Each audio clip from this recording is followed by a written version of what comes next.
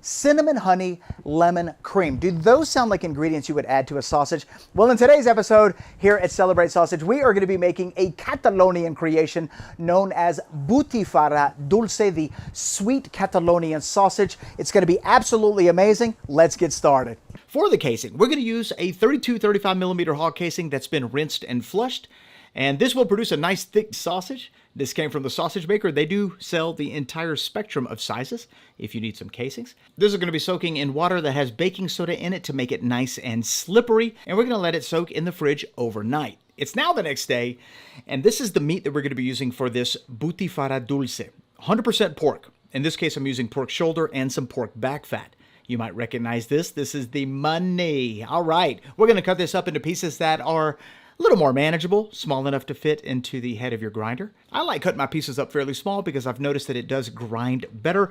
But if you want to do strips or chunks, not a problem. Just make sure that your meat is partially frozen. This is going to go into the freezer for anywhere between 30 to 45 minutes. When you look at this fat, notice how soft it is. We want that to firm up. And like I said, under 34 Fahrenheit. Let's look at the spices because this particular sausage, the Butifarra Dulce, tends to be a little bit on the sweet side and has a spice profile that is absolutely incredible. We're going to start with some salt. Now, we're not going to be adding too much. Next, we have a little white pepper. And then we're going to add a slightly smoky, sweet Spanish paprika, known as pimienta dulce. There is a spicy version of this, but in this recipe, we don't want it to be spicy.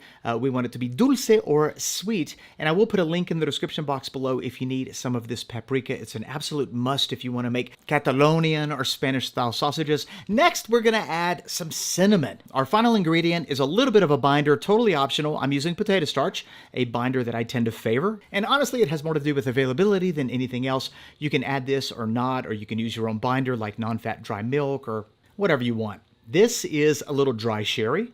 We're going to come back with some heavy cream. And what I'm doing is I'm measuring out the liquids to equal roughly 10% of the weight of the sausage. The final liquid is going to be honey. Like I said, this is going to be a slightly sweet sausage.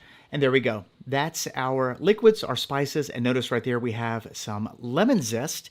And once again, the recipe link below will have the exact measurements for all of them. Our meat is now partially frozen, and that looks much better. This is going to give us an absolutely beautiful grind. We're going to grind this one time on a 6 millimeter plate.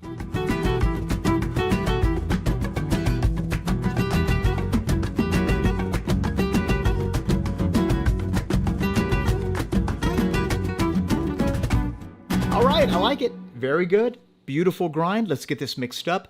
During this stage, we're just going to combine all the ingredients. And what we're looking for is a relatively tacky meat batter once it's all finished. So I'm going to start with the dry spices. And the salt that's part of this recipe is going to help pull the proteins that are going to really give us that nice binding property. So once the salt and all those spices get mixed in for just a few seconds, we're going to come back with the lemon zest, and then we're going to finish it up with our liquids. And there's a lot of different reasons that you might add liquids to your sausage recipe. In this case, the liquids that we're adding are going to impart a lot of flavor to this recipe, but sometimes a recipe might call for just water. And the reason you might do that is because just adding water will soften up your batter.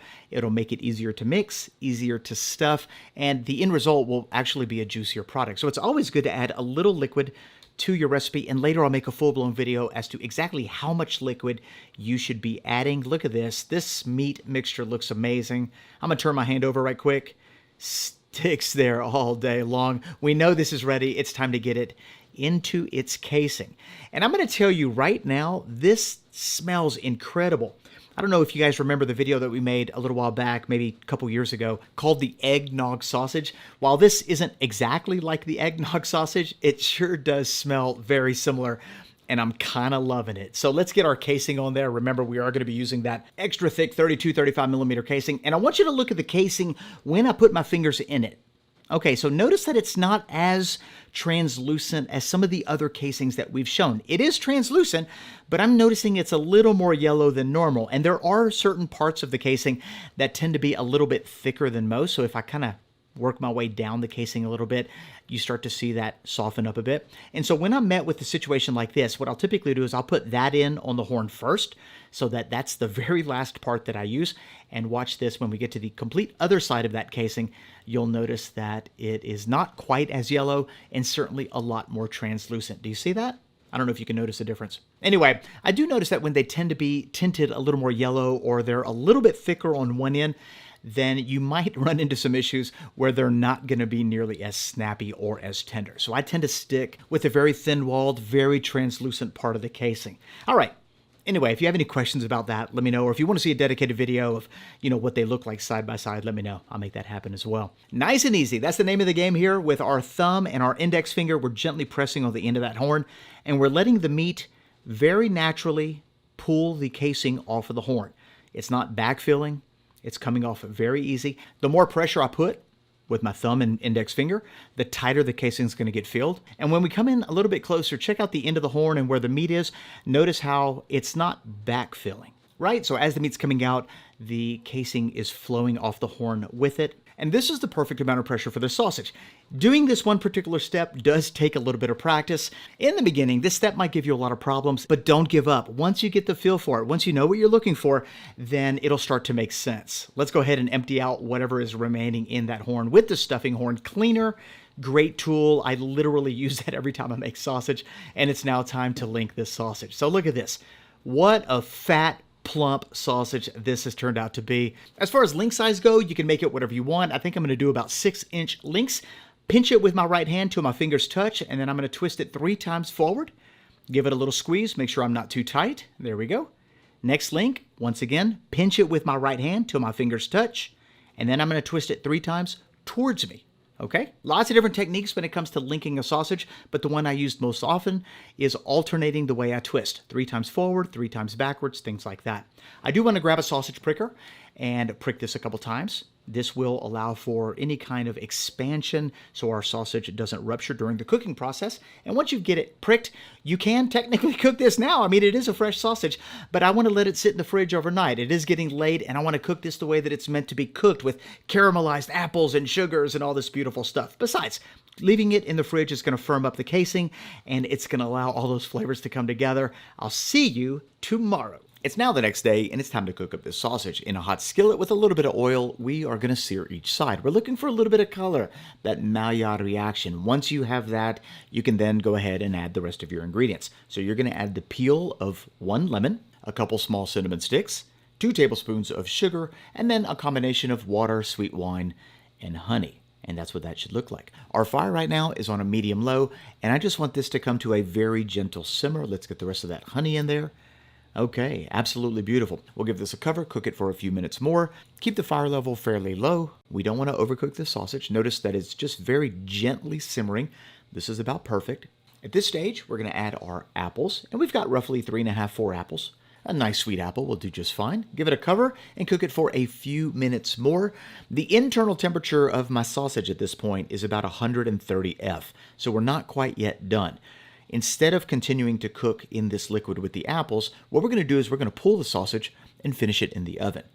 Oven temperature is going to be around 275 to 300, and our target internal temperature is about 150 to 155 F. While that's cooking in the oven, we're going to raise the temperature slightly to a medium high here on the skillet and evaporate out some of that liquid so we can start to create our syrup, caramelize the apples, and there we go. This looks absolutely beautiful. This is exactly what yours should look like. By now, your sausage should be ready, so we're going to take it out of the oven, put it back into that skillet, cover it, and only cook it for a few minutes more. We do want a little bit of that fat to render into that mix, creating like this syrup gravy. It'll be absolutely beautiful. Notice that my temperature is about on a medium. We're only going to leave it in there for literally 1 to 1.5 minutes, and we are done. Oh, wow, this smells so good.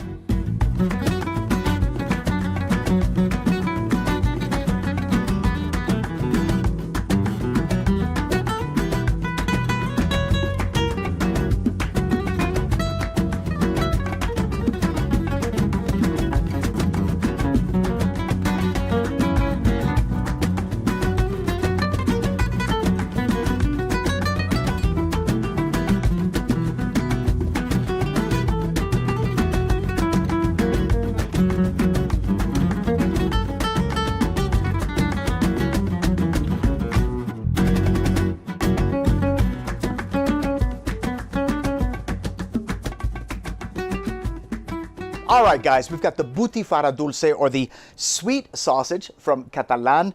And I gotta admit, I've never made a sausage in such a fashion. It looks and smells incredible. Let me just kind of grab this little slice that we cut.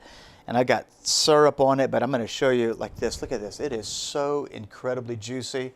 It smells amazing. You're definitely picking up on the lemon and the apples and the honey, as well as that sweet wine, not to mention the ingredients that are in the actual sausage.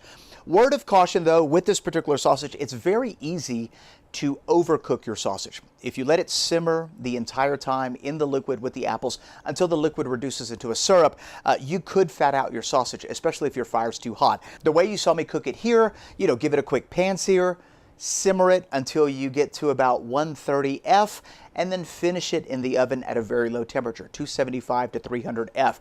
When you're done cooking it in the oven, stick it back into your syrup liquid and then let it cook for just a few minutes more. It will absolutely come out 100% amazing every single time. And if you do it that way, it's virtually impossible to fat out your sausage. Just make sure you cook it on a medium to low heat. All right, so let's give this sweet sausage a taste and see how we did.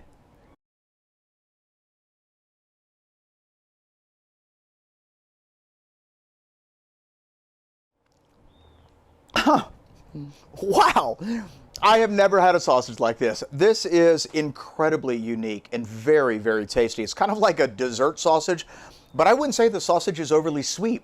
The flavors in this sausage work perfectly with this caramelized apple syrup combination that we have right here. I mean, it's absolutely delicious. Let me just taste some of the apple.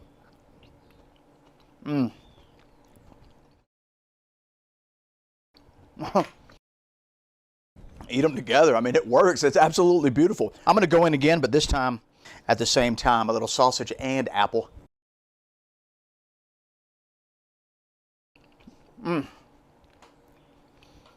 Wow. I'm going to put a recipe link in the description box below in the event that you want to make the Butifarra Dulce, and I hope you do because it is incredibly flavorful, super tasty. It's also super unique. If you've never had a sausage prepared like this or cooked up like this, or even with that type of spice profile, you are in for a treat.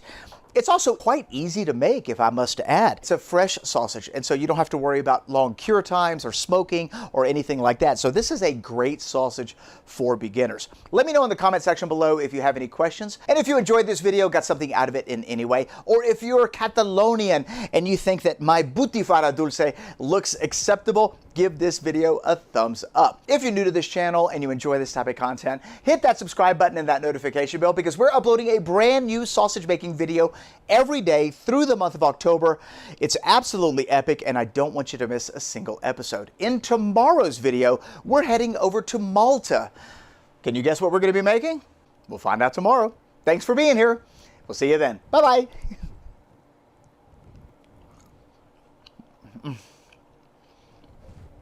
That is so good and so different. I am blown away that this is the first time I'm making it.